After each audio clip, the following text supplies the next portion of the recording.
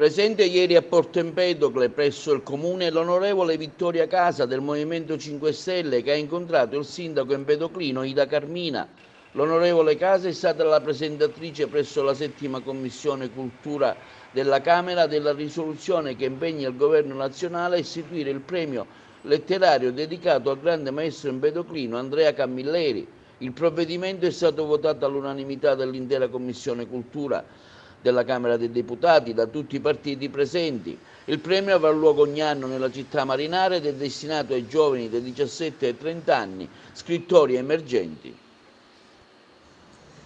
Abbiamo oggi ricevuto questa bellissima notizia da parte dell'onorevole Casa dell'istituzione voluta venire qua a Porto Empedocle per dare un tributo a questa città, la città natale di Andrea Camilleri, questo grandissimo nostro concittadino e maestro, dell'istituzione di questo premio che sarà destinato sostanzialmente ai giovani, come in realtà desiderava lui e anche la famiglia, perché la famiglia mi ha sempre chiesto che fossero fatte delle iniziative volte proprio alla gioventù, a dare la possibilità a chi volesse dedicarsi alla scrittura, alle belle arti,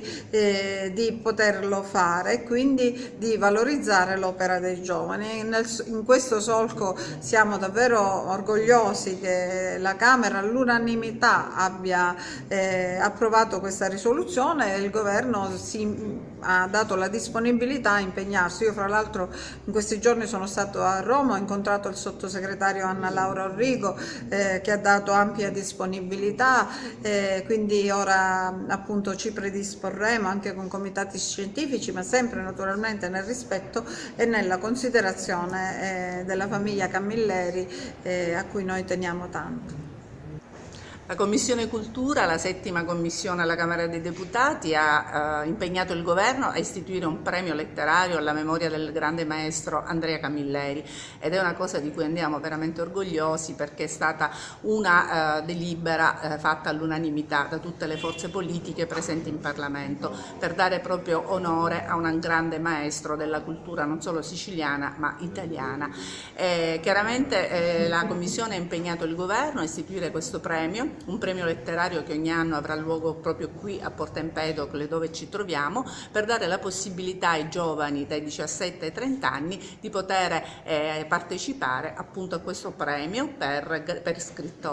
scrittori emergenti. È chiaro che ancora è tutto da definire, quindi coinvolgeremo anche le famiglie sicuramente, proprio perché è importante il concorso di tutti e quindi siamo qui oggi per annunciare l'istituzione di questo premio e nei prossimi giorni cominceremo a lavorare fattivamente con la creazione di un comitato tecnico scientifico.